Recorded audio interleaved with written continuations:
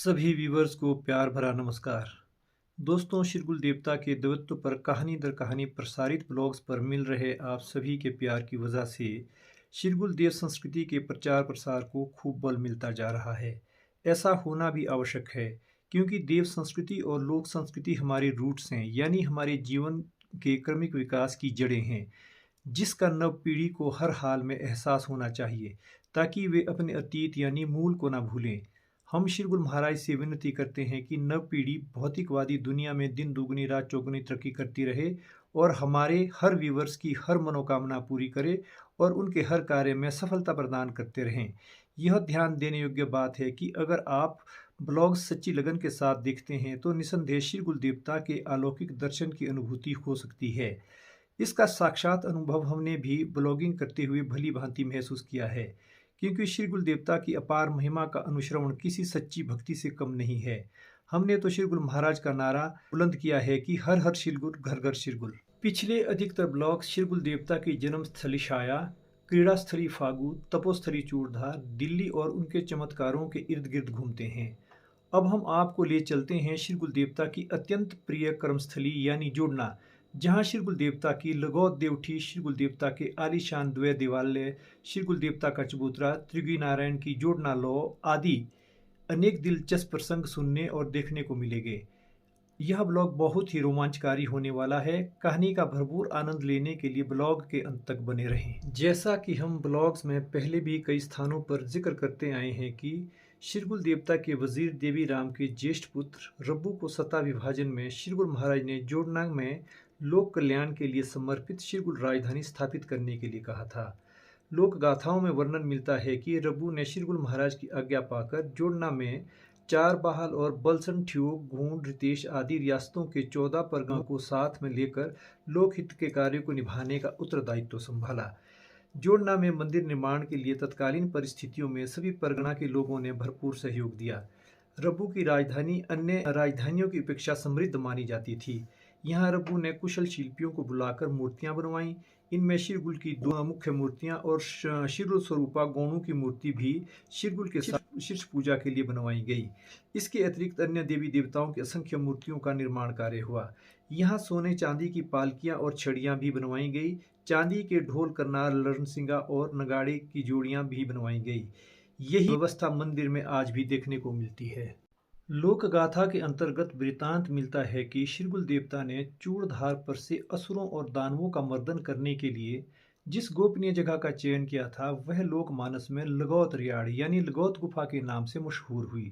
ऐसी लोक मान्यता है कि शिरगुल देवता ने बहुरूपिया दानवों के छल कपट और धोखाधड़ी का मुंह तोड़ जवाब देने के लिए लगौत रियाड़ यानी गुफा से छद्म युद्ध किए थे।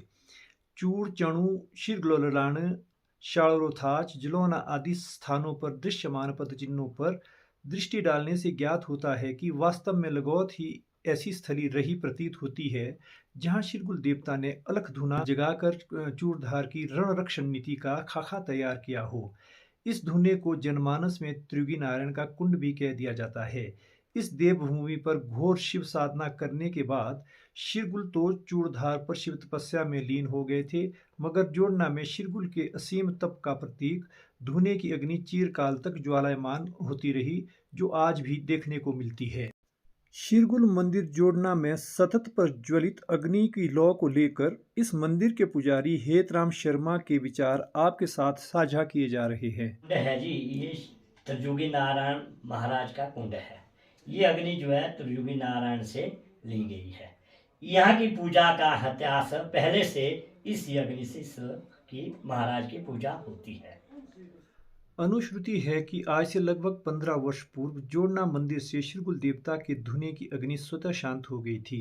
जैसे ही इसकी सूचना शिरगुल प्रबंध समिति के मुखिया को मिली तो जीना के वजीर श्याम सिंह मेहता की अगुवाई में लगभग 25 सदस्यों का शिरगुल सेवा दल त्रियोगी नारायण से अग्नि की जोत लाने के लिए रवाना हुआ।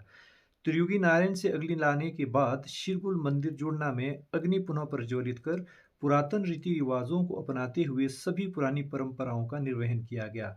त्रियोगी नारायण को लेकर आज भी जनमानस में अनेक भ्रांतियां हैं, इसलिए व्यूअर्स की जानकारी के लिए त्रियोगी नारायण की व्याख्या की जानी आवश्यक बन पड़ती है। सनातन धर्म की अपरिमित पहचान त्रियुगी नारायण गांव उत्तराखंड के रुद्रप्रयाग जिला में अवस्थित है। लोक मान्यता है कि इस पवित्र भूमि पर शिव पार्वती विवाह रचा गया था। इसमें विष्णु ने पार्वती का भाई बनकर विवाह करवाया था, जबकि ब्रह्मा अग्नि को साक्षी मानकर विवाह उत्सव के आचार्य बने थे।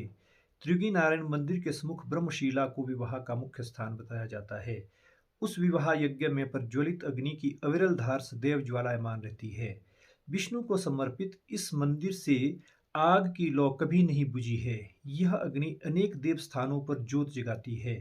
इसी देव स्थल पर रुद्रकुंड, विष्णुकुंड, ब्रह्मकुंड और सरस्वती कुंड हैं, जहाँ क्रमशः स्नान, मार्जन, आचमन और तर्पण किया जाता है। शिरगुल लोक गाथा की एक अन्य दंत कथा के मुताबिक शिरगुल देवता की बहुमूल्य मूर्तियां विदेशी आक्रमणकारियों के भय से इसी रियाड़ यानी लगौत गुफा में भूमिगत कर दी गई थी, जिसका प्राकट्य आदि काल में हुआ और यहीं से शिरगुल देवता की पारंपरिक पूजा परिपाटी का सूत्रपात हुआ माना जाता है।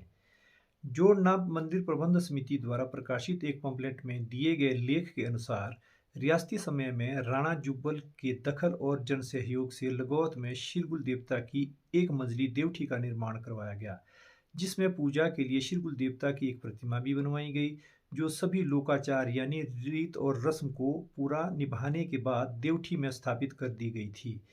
इस देवठी में पूजा से लेकर गूरखेल देव भंडार के रखरखाव के सभी काम यहाँ के स्थानीय देवा यानी रबू खानदान के राजपूतों को सौंपा गया। कालांतर में शिरगुल के देवा को लोकमानस में भंडारी उपनाम से भी पुकारा जाने लगा। जनश्रुति है कि लगौत में शिरगुल देवता के अलाव की अखंड लौ कभी बुझने नहीं दी गई है। लगौत देवठी से जोड़ना मंदिर स्थानांतरण और शिरगुल देवता के जोड़ना में पदार्पण की कहानी अनेक रहस्यों को उद्घाटित करती है। जनमानस में बहुप्रचलित किंवदंती है कि जोड़ना जड़ाल खशों की रौद्रमुखी खशवी के लिए मशहूर रहा है, या फिर यूं भी कह सकते हैं कि जोड़ना क्रूर योद्धा जड़ाल की भूमि रही है। जोड़ना में जड़ाल खुंदों की पूजनीय देवी भी उग्र स्वभाव की मानी जाती थी, जो जड़ाल की भूमि पर किसी का भी हस्तक्षेप नहीं मानती थी। जड़ाल खानदान के खूंदों का वंश अधिक फैल नहीं पाया। वह खूंद जोड़ना से धीरे धीरे खुद ब खुद ही मिटते रहा, मगर जोड़ना की उग्र रूपा काली समीपवर्ती इलाकों पर भी विनाशकारी प्रभाव डालते रहती थी। उस उग्र रूपा काली ने समूचे समीपवर्ती क्षेत्रों में भयवाता सा वातावरण पैदा कर दिया था। ऐसी विकट परिस्थितियों में आसपास के गांव वालों को भय के संकट से उबारने में शिरगुल देवता ने संकट मोचक देवता के रूप में काम किया। तभी से वह उग्र रूपा काली जोड़ना की धरती से लोप हो गई थी और जोड़ना में शिरगुल देवता का देवमय साम्राज्य स्थापित हुआ। रब्बू द्वारा शिरगुल महाराज की राजधानी जोड़ना में स्थापित करने तथा शिरगुल महाराज के चूड़धार से लगौत और जोड़ना में आगमन पर इस गांव के वर्तमान नंबरदार देवा श्याम सिंह रपटा द्वारा रखे गए विचार आपके साथ साझा किए जा रहे हैं। पुट से उनको बहाल दी गई थी 4 बाल, जिसको कि 4 बाल कहते हैं। तो एक बाल तो ये हो गई जो हमारे यहाँ जोड़ना के अंदर है। दूसरी बाल जखोली हो गई, जीना जखोली वगैरह। तो तीसरी बाल होगी टिक्कर चौई, वो तीसरी बाल होगी जी। चौथी बाल होगी मंदिर रस के साथ जो मंदिर परगना लगता है वो, इसलिए वो सारी 4 बाल दी गई उनके पास। चूड़धार से जब शिरगुल महाराज जी आए तो सबसे पहले वो लगौत गांव में आई। फिर वहाँ एक रिवाड़ था, उस रिवाड़ में रहे वो। उसके बाद वो गांव जोड़ना में कई दिन तक रहे। फिर उनके लिए यहाँ मंदिर का निर्माण किया गया। वो मंदिर का निर्माण राजा भगत चंद जी ने करवाया था। फिर यहाँ काफ़ी बड़ा मंदिर 9 मंजिला मंदिर शिरगुल महाराज के लिए बनाया। तो बाकी ऐसा है कि जब वो बुकलू राजा बुकलू के जो वजीर थे श्री देवी राम जी, उनके 2 पुत्र हुए, एक रबू हुए और दूसरे छीनू हुए। तो जब उनका विभाजन हुआ, उनको इलाके बांटे गए, तो रबू के पास 4 बाल आई। लोक श्रुति है कि इसके पश्चात जोड़ना में शिरगुल देवता का प्रादुर्भाव हुआ और आदिकालीन परिस्थितियों में शिरगुल देवता की पूजा अर्चना के लिए सबसे पहले डीम यानी पुरातन शैली के मंदिर का निर्माण जुब्बल रियासत के शासक ने कुछ परगना के लोगों के सहयोग से मिलकर करवाया। इसके साथ ही लगौत से अखंड ज्योति भी जोड़ना में स्थानांतरित करवाई गई तत्पश्चात जोड़ना में देव आस्था अभिवृद्धि का जुनून लगातार बढ़ता ही जा रहा था कि 14वीं शताब्दी के पूर्वार्ध में राणा जुब्बल ने जन सहयोग से जोड़ना में शिरगुल देवता के लिए एक 9 पुरी यानी 9 मंजिली देवठी का देवालय निर्माण करवाया। इस मंदिर निर्माण में 4 बाहल अर्थात बाहल सदर, चुआई टिक्कर, जिनाजकोली और सिरमौर के रासू मांदर भोज का मांदर 4 बाहल संगठन में शामिल था। 4 बाहल के अतिरिक्त 14 परगनों के लोगों ने शिरगुल देवता मंदिर जोड़ना के निर्माण और मंदिर के भीतर मूर्तियों को बनवाने की दिशा में असीम आस्था और श्रद्धा के साथ कार्य को अंजाम दिया।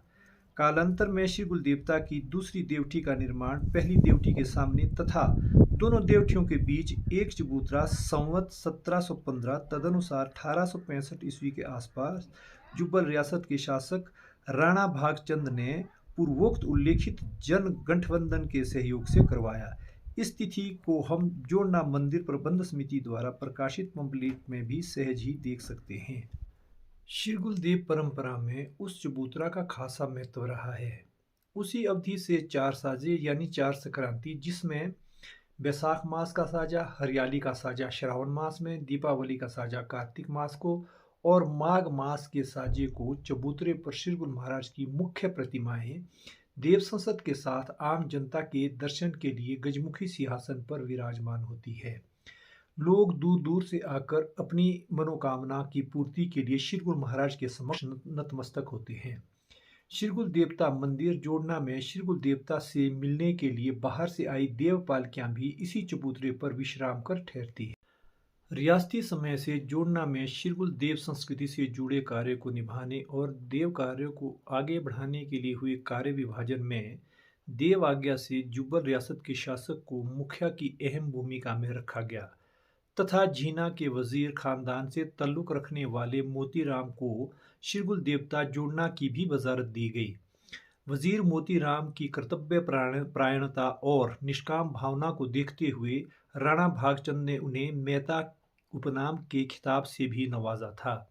चलवान ब्राह्मण और शीली के झांडा ब्राह्मण को मंदिर में पूजा का कार्य सौंपा गया।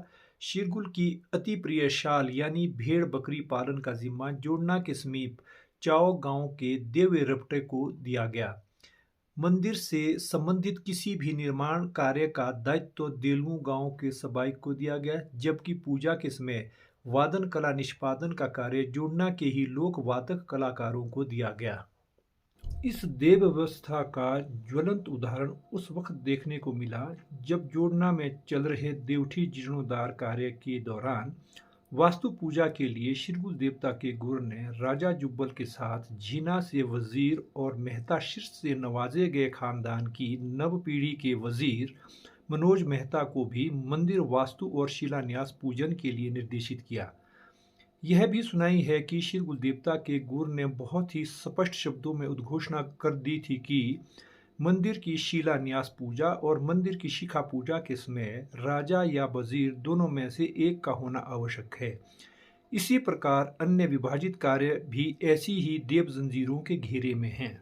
जोड़ना के शिरगुल देवालय की एक देवठी शिखर से धरातल तक जीर्णोद्धार के आशय से उधेड़ दी गई है, जिसके जीर्णोद्धार का कार्य परंपरागत पुरातन शैली के साथ करवाया जा रहा है। अब इस पुनीत कार्य के लिए 4 बाल और 14 परगना को छोड़कर अन्य क्षेत्रों से भी दानी सज्जन बढ़ बढ़कर दान देने से पीछे नहीं हट रहे हैं। शिरगुल की शाल, शिरगुल का थाट, शिरगुल की बावड़ी, शिरगुल की खरीन, जिलौना में शिरगुल का उल्टा देवदार वृक्ष, जिलौना श्राग आदि अनेक तिलिस्मिन घटनाओं को लेकर हम आपसे शीघ्र ही अगले ब्लॉग में मिलेंगे। शिरगुल देव गाथा पर निबद्ध यह ब्लॉग आपको कैसा लगा, कमेंट बॉक्स में अपनी राय दें और चैनल को सब्सक्राइब करें। अगर आपको यह ब्लॉग अच्छा लगा हो तो वीडियो को लाइक करें और अधिक से अधिक व्यक्तियों को देव संस्कृति पर आधारित ब्लॉग्स को देखने और सुनने के लिए प्रेरित करें, जिससे कि देव संस्कृति के प्रचार प्रसार की नई आशा का सूत्रपात हो सके।